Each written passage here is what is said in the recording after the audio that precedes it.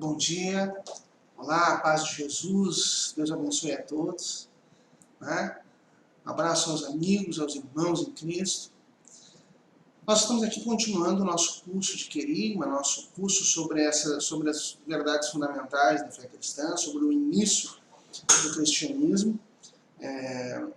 E nós falamos então do amor de Deus, do amor de Deus que se apresenta a nós como fundamento de tudo, como o amor como a essência de Deus, o amor de Deus por nós pessoal, incondicional, um amor eterno, infinito, um amor que apesar de todo o nosso pecado, ele segue amando, seu amor é maior, nada pode nos afastar do seu amor.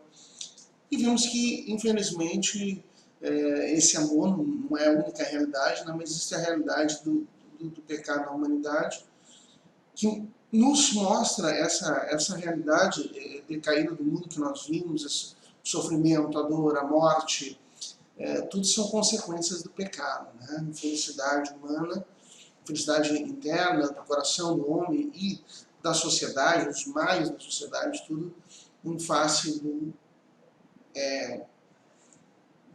do pecado humano. E vemos então a origem disso tudo no pecado original, naquele ato de Adão e Eva de preferirem-se a si mesmo, preferirem o seu entendimento à palavra que Deus tinha dado, à própria vontade de Deus. Né? Naquele desejo, a tentação da serpente de sereis como deuses, conhecedores do bem e do mal. E Adão e Eva caíram nisso, acharam que poderiam realmente se igualar a Deus, esse pecado original de querer ser como Deus, mas independentemente de Deus, não por uma concessão de Deus, não porque Ele deu, mas pelas suas próprias forças. Né? Então, a impiedade, o orgulho, a soberba, esse pecado original. E agora nós vamos continuar vendo as consequências desse pecado original, porque as consequências do pecado original, eles nos dão o tom da realidade do mundo todo, essa realidade que nós vivemos, né? E do que nós vemos todos os dias, da qual nós não podemos fugir, né? Está onipresente. Bem, vejam, começando as consequências, diz o Catecismo da Igreja Católica, número 400, é o seguinte: Adão e Eva perdem de imediato a graça da santidade original. Tem medo deste Deus do qual fizeram uma imagem falsa, a de Deus enciumado de suas prerrogativas. Qual é a primeira atitude de Adão e Eva diante de Deus após o pecado original? É fugir e esconder-se dele. Adão via Deus face a face, estava próximo, era íntimo de Deus. Mas quando ele ouve o Adão, Adão, onde estás? Depois do pecado original, ele se percebe que está nu e se esconde. E na tentação, a serpente tinha dito, não, se vocês comerem do fruto da árvore do conhecimento do bem e do mal, vocês não vão morrer, como Deus disse. Vocês se tornarão como deuses, conhecedores do bem e do mal. E vocês não vão morrer como Deus disse, diz a serpente. Mas é que ele sabe que se vocês comerem, vocês serão como deuses, conhecedores do bem e do mal. Então, na verdade, o que a serpente diz é que Deus, ele quer ele só ser Deus e não vocês. Se vocês quiserem ser autônomos, tem que comer nesse fruto. Esse desejo de autonomia diante de Deus, esse desejo de autossuficiência diante de Deus, de independência de Deus, é um desejo extremamente presente na humanidade do nosso tempo, fruto e causador de tantos males, né? E aí no pecado original nós tivemos o início de tudo isso. Fizeram uma imagem falsa de Deus. Deus já não era mais o amigo do homem. Não é mais aquele companheiro de ver todos os dias. essa grande pérola do pecado original. A Bíblia de Jerusalém coloca numa nota de rodapé, diz, a consequência do pecado original, a perda da familiaridade com Deus. A perda dessa intimidade de ser Deus familiar, de ser Deus próximo. Que grande e terrível consequência. Essa aí, nós vamos ver consequências outras muito mais graves, mas essa aí é tão dolorosa, é tão triste, é tão determinadora do resto da vida da humanidade, né? Terrível para nós. Bom, vejam que existe uma consequência mais grave. A mais grave de todas as consequências é aquela que fora antecipada no capítulo 2 de Gênesis, né? Em Gênesis 2, 16 a 17. Deu-lhes este preceito: podes comer o fruto de todas as árvores do jardim, mas não comas do fruto da árvore do bem e do mal, porque no dia em que dele comeres, morrerás indubitavelmente. Então Deus tinha orientado que se o homem comesse desse fruto, ele morreria, né? E essa consequência veio. O homem, a morte entra na humanidade. Vamos ver o que o catecismo diz sobre isso, né? O catecismo diz o seguinte: a harmonia na qual estava, graças à justiça original, está destruída. O domínio das faculdades espirituais da alma sobre o corpo é rompido, ou seja, está falando das consequências do pecado original. O fato de o homem conseguir dominar os seus desejos, os seus impulsos, o domínio da alma sobre o corpo foi perdido. Hoje nós sentimos isso, você não sente isso? Muitas vezes tem um impulso carnal que não queria, sua alma não queria, aí você não consegue resistir. Né? Isso é perdido. Antes nós tínhamos um poder maior, agora nós não temos mais. A união entre homem e mulher é submetida a tensões. Suas relações serão marcadas pela cupidez e pela dominação. Isso tudo está no Catecismo da Igreja Católica, número 401. A quebra do amor como nota máxima do relacionamento entre homem e mulher, lei máxima do relacionamento entre homem e mulher. Não, mas passa a haver a cupidez, a dominação, a sedução, uma busca de um dominar o outro por algum meio, por outro. Que pena. Mas é uma consequência do pecado original. Ainda o número 401. A harmonia com a criação está rompida. A criação visível tornou-se para o homem estranha e hostil. Por causa do homem, a criação está submetida à servidão da corrupção. Uma citação de Romanos 8, 20. Então, antes o homem ele se servia, isso está no texto do Gênesis também, né? No versículo 18 do capítulo 3, Deus diz: agora a terra te produzirá abrolhos. Antes o homem comia do fruto da terra e se beneficiava do fruto da terra sem maiores preocupações. Agora já não será mais assim. A terra se oporá ao homem. Haverá um ambiente hostil. Né? E aí nós vemos que toda a criação está abalada. Toda a criação é abalada pelo pecado original. Por que isso? Porque o ser humano ele é o cume da criação. Né? É um erro dizer que, por exemplo, a Terra é uma criatura mais perfeita do que o homem. É um grave erro. Deus não criou o homem para a Terra, ele criou a Terra para o homem, o planeta. E porque o cume da criação se voltou contra Deus, toda a criação que depende do seu cume, que é o homem, entra num estado decaído, entra num estado de imperfeição, de maldades, então, de desarmonia, né? Então, é isso que acontece. Bom, São Paulo diz, então, da maior consequência do pecado de que nós falamos, todos pecaram, todos estão privados da glória de Deus. E o Catecismo da Igreja Católica nos diz, no seu número 402, que todos os homens estão implicados no pecado de Adão. São Paulo afirma, pela desobediência de um só homem, todos se tornaram pecadores. Romanos 5,19. E como por meio de um só homem o pecado entrou no mundo e pelo pecado a morte, assim a morte passou a todos os homens, porque todos vão pecar. Romanos 5,12.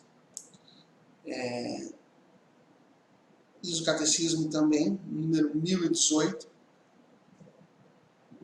finalmente vai realizar-se a consequência explicitamente anunciada, nós vimos, né, em Gênesis 2, 16 a 17, para o caso de desobediência. O homem voltará ao pó do qual foi formado. A morte entra na humanidade. Está lá em Gênesis também 3,19, diz, não, voltarás ao pó do qual és formado. Né? Está no Catecismo número 400 mesmo, e no número 1018 vai dizer o seguinte, em consequência do pecado original, o homem deve sofrer a morte corporal, a qual teria sido subtraído se não tivesse pecado. Já pensou nisso? A morte corporal a que o homem hoje está submetido, que nós vivemos essa realidade, o homem teria sido subtraído a essa realidade, nós não viveríamos essa realidade, não tivesse havido o pecado original. Terrível, né? E aqui a morte não é somente a morte como ela é a morte física, a morte carnal, mas não só a morte física de uma vez, mas a morte eterna. A possibilidade de passar a eternidade longe de Deus. Porque o ser humano, ele não é eterno, porque ele não existe desde sempre. Mas a sua alma é imortal. E o ser humano é imortal. Né? A carne humana, o corpo humano não é. Mas este corpo morrerá e a pessoa, o ser, continuará vivo na sua alma. E um dia haverá a ressurreição dos corpos.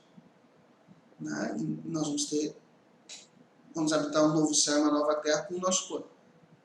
No paraíso, na eternidade, graças à salvação de Jesus, se for o caso, ao lado de Deus, no gozo da presença de Deus, ou no mal terrível, no estado de sofrimento absoluto, pelo afastamento de Deus, que é o inferno. Mas a nossa alma, ela seguirá vivendo e um dia o corpo vai ser ressuscitado.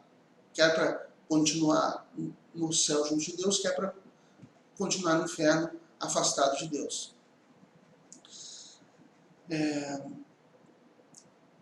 Mas daí surge o questionamento de por quê? Por que toda a humanidade está implicada no pecado de Adão e Eva? Porque se eu não fiz isso, foi Adão. Por que não? Por que eu tenho a ver com isso? Primeiro, o Catecismo ele faz, nós já vimos, né? Todos os homens estão implicados no pecado de Adão. Pela desobediência de um só, todos se tornaram pecadores, no número 400. Mas por que isso se dá? Isso se dá porque, veja, Adão e Eva, na narrativa do Gênesis, Adão e Eva não são simplesmente um homem e uma mulher. Adão e Eva são a humanidade. Não havia mais ninguém além deles, nenhum outro ser humano além deles. Eles são a humanidade. E quando a Sagrada Escritura fala e narra esse episódio, e diz que Adão e Eva pecaram, não é só aquelas pessoas. A humanidade pecou. A humanidade, cume da criação, a humanidade de quem depende de toda a criação, pecou. A humanidade, criatura, ser humano, criatura feita à imagem e semelhança de Deus, único feito à imagem e semelhança de Deus, optou contra Deus. E isso vai ter uma consequência terrível. Primeiro, toda a humanidade então está implicada nisso. Era toda a humanidade fez isso. Então a consequência virá para toda a humanidade também. Por isso todas essas consequências que o Gênesis mesmo diz, a terra te produzirá abrolhos, voltarás ao pó no qual foste formado, né? O sofrimento, a dor, a necessidade de ter que se alimentar com o fruto do próprio trabalho, né? Com o suor, com o sofrimento, a dor física e a morte física e a morte eterna. Tudo isso são consequências que não só ficam com Adão e Eva, mas se tornam características de toda a humanidade. Veja, o Catecismo da Igreja Católica nos diz o seguinte: o gênero humano inteiro é em Adão, como um só corpo de um só homem. Em virtude dessa unidade do gênero humano, todos os homens estão implicados no pecado de Adão. Contudo, a transmissão do pecado original é um mistério que não somos capazes de compreender completamente. Adão e Eva, então, isso tudo no número 404 do Catecismo. Então, toda a humanidade está implicada. Agora, de certa maneira, para nós é um mistério. Como que isso se dá? Nós não sabemos bem. Né? Nós entendemos que mas nós não entendemos muito o como. É um mistério. Tem coisas que são mistério, que nós não entendemos apenas parcialmente. O mistério da Santíssima Trindade, da união hipostática da natureza de Jesus Cristo, 100% Deus, 100% homem, enfim, algumas coisas são mistério. E essa transmissão do pecado original para toda a humanidade é um mistério também. Né? Mas aí o Catecismo vai fazer uma distinção nesse mesmo número 404. Adão e Eva cometem um pecado pessoal, mas esse pecado afeta a natureza humana, em qual vai ser transmitido em um estado decaído. O pecado original é determinado pecado de maneira analógica. É um pecado contraído e não cometido. Um estado e não um ato. Então, o Catecismo nos diz assim, que o pecado original não nos é imputado, não é imputado a mim, nem a você, como um pecado pessoal. Mas não é um pecado cometido, é um pecado contraído. Nós contraímos o pecado original. Não é um ato que nós cometemos, é um estado a que nós estamos submetidos. Isso no número 404. Então, assim nós podemos entender um pouco melhor o quanto nos é possível esse mistério do pecado original. E é por isso que nós vemos todo este mal no mundo, não só o mal perpetrado pelo homem, que é fruto de novos pecados do homem, a guerra, a fome, a exploração, mas há males que nós não compreendemos. Uma doença, né? O câncer,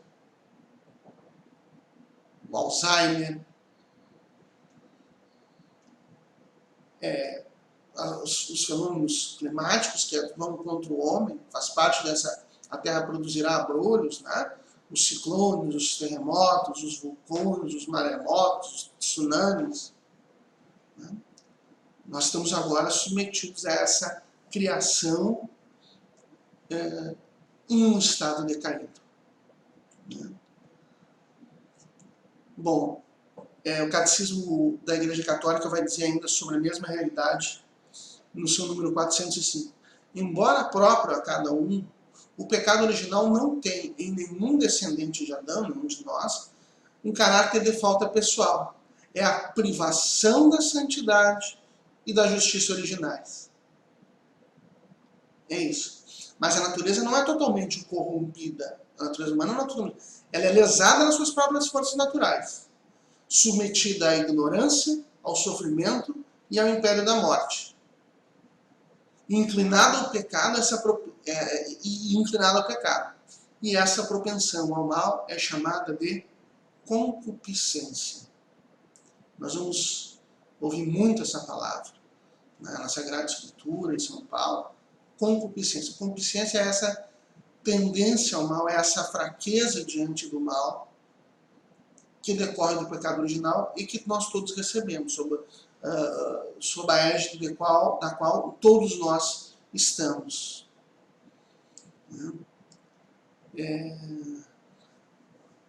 O Catecismo ainda diz o seguinte, em face do pecado original e da concupiscência, o homem, isso número 2566,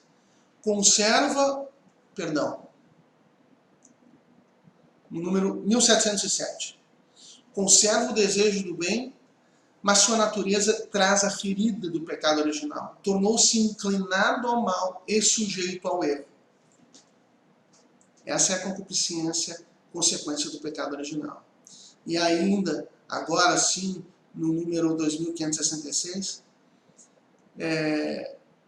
o homem chega a perder a sua semelhança com Deus, conservando a sua imagem, né, tendo o dever e a natureza também de buscar a Deus sempre, mas perdendo esse caráter da semelhança na qual ele foi criado. Ainda diz o Catecismo, número 407, que pelo pecado dos primeiros pais, o diabo adquiriu uma certa dominação sobre o homem. Embora este último permaneça livre. Sempre é verdade, o ser humano continua livre. A natureza humana não é totalmente corrompida. Ele continua tendo o livre-arbítrio, mas agora ele tem uma fraqueza diante do pecado. O diabo tem uma certa dominação sobre ele. Continua o número 407. O pecado original acarreta uma servidão debaixo do poder daquele que tinha o império da morte, isto é, o diabo. E aí nós temos uma realidade do batismo, que ele apaga em nós esse pecado original enquanto o pecado contraído. Né? Ele não era para nós uma falta pessoal, mas ele deixa de ser um pecado contraído, nós somos perdoados. Mas ele não apaga a concupiscência. A nossa fraqueza diante do mal continua existindo. Né? E em virtude dela, nós estamos submetidos a uma batalha espiritual. Né? Quando se fala em batalha espiritual, em luta do bem contra o mal dentro de nós mesmos, né? A luta pela santidade, a ascese, isso aí acontece, nós precisamos fazer isso em virtude do pecado, do que nós somos submetidos pelo pecado original. Bem, e diante de tudo isso, né, existe então, nós precisamos compreender que também o pecado original, também essa situação de pecado, uma das consequências dela é que nós tentamos negar justamente essa realidade do pecado. O ser humano ele tenta, como também Adão diz, não foi que a Eva que me deu o fruto, e a Eva, não, mas foi a serpente que me enganou. Bom, nós também tentamos não ver o pecado. Nós tentamos fugir dele. E a igreja diz, o catecismo diz, e o Padre Nero Cantalamessa dizem, que é o Espírito Santo quem nos conscientiza do pecado. É o Espírito Santo quem revela o pecado. Né? Nós precisamos do Espírito Santo para nos conscientizar. Sem o Espírito Santo nós vamos sempre dar desculpa e fugir e renegar o que seja o pecado. Né? O Catecismo diz que o Espírito Santo estabelecerá a culpabilidade do mundo a respeito do pecado. Número 1433. Né? Nós precisamos do Espírito Santo. É Ele que vai nos dar força para entender. Senão nós não conseguimos. E o Espírito Santo, ele foi concedido à igreja, para a igreja discernir isso. Né? Jesus instituiu a igreja para isso, nós ainda vamos ver, e deu-lhe o Espírito Santo para assistir, para que a igreja guarde, né, a verdade. Então, eu muitas vezes não sei o que é pecado, mas eu tenho que confiar no juízo da igreja. Né? Vamos ver o que o catecismo da igreja diz. Ele diz o seguinte: o patrimônio sagrado da fé, número 84, contido na Sagrada Tradição, na Sagrada Escritura, foi confiado pelos apóstolos à totalidade da igreja. Também no número 85, o ofício de interpretar autenticamente a palavra de Deus, escrita ou transmitida, foi confiado unicamente ao magistério vivo da igreja, cuja autoridade se exerce em nome de Jesus Cristo. Isso é, aos bispos, em comunhão com o sucessor de Pedro, bispo de Roma. E diz mais ainda, no número 86, tal magistério não está acima da palavra, mas a serviço da palavra. Não ensinando senão o que foi transmitido por um mandato divino, com a assistência do Espírito Santo, a igreja piamente escuta aquela palavra, santamente aguarda e fielmente a expõe. E deste único depósito de fé, tira o que nos propõe para ser crido como divinamente revelado. No número 87, os fiéis, lembrando-se da palavra de Cristo dos apóstolos, quem vos ouve, a mim ouve, recebem com docilidade os ensinamentos e as diretrizes que seus pastores lhes dão sob diferentes formas. E também a igreja, coluna e sustentáculo da verdade, recebeu dos apóstolos o solene mandamento de Cristo de pregar a verdade e a salvação. Compete à igreja anunciar sempre por toda parte os princípios morais, mesmo referentes à ordem social, e pronunciar-se a respeito de qualquer questão humana, enquanto exigindo os direitos fundamentais da pessoa humana ou a salvação das almas. Isso está no número 2032 do Catecismo. E ainda diz assim: o Romano Pontífice e os bispos são os doutores autênticos dotados da autoridade de Cristo, que pregam ao povo a eles confiado a fé que deve ser crida e praticada. O magistério ordinário universal do Papa e dos bispos em comunhão com ele ensina aos fiéis a verdade que se deve crer, a caridade que se deve praticar e a felicidade que se pode esperar. Catecismo número 2034. Os fiéis têm o dever de observar as constituições e os decretos promulgados pela legítima autoridade da igreja. Número 2037. Por que eu estou lendo esses números e por que eu estou insistindo? Não, é a igreja que diz. Porque nós temos essa natureza enfraquecida, que tende a não querer ver o pecado, que tende a ocultar o pecado. Então nós temos que confiar na igreja para quem o Espírito Santo foi dado para guardar a fé. E vejam, nós, de certa forma, se nós não fazemos isso, se nós não obedecemos, não nos submetemos àquilo que a igreja ensina, de certa maneira nós estamos fazendo a mesma coisa que Eva e Adão fizeram. Eva olhou para o fruto e disse: eu não vejo problema. Deus disse que se nós comêssemos, morreríamos. Mas eu não vejo problema. Às vezes eu não vejo, mas tal coisa não é pecado. Tal coisa não deve ser política. Qual é o mal de tal coisa? A quem que ele está fazendo mal? A quem que ele está prejudicando? Veja que o pecado não necessariamente prejudica só ao homem, ao outro, mas a Deus, a alma, a coisas invisíveis. Mas aí nós nos perguntamos, quem está prejudicando? Não. Se está definido como pecado, é porque é pecado. E eu devo admitir, eu devo sujeitar a minha inteligência. Quem sabe um dia eu vou aprender o porquê. Quem sabe um dia eu vou compreender melhor. Mas mesmo antes de compreender, eu tenho que aceitar.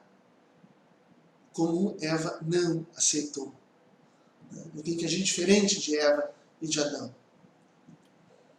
Eu tenho que me submeter a Deus, compreender que Ele é o Criador, Ele determina o que é bem e mal, não eu. Eu não estou vendo por quê, mas Ele sabe. Foi Ele que criou a árvore, foi Ele que criou a mim, Ele sabe o que é. Eu muitas vezes não sei.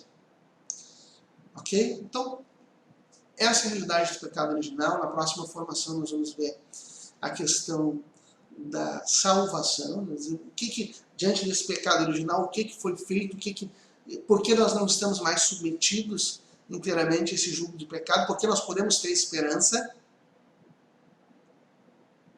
Mas a formação de hoje, como a formação passada falava do pecado, com a origem do pecado original, e agora nós estamos vendo as consequências, que é isso que nós vemos todos os dias. Bom, essa é uma realidade que nós não podemos negar.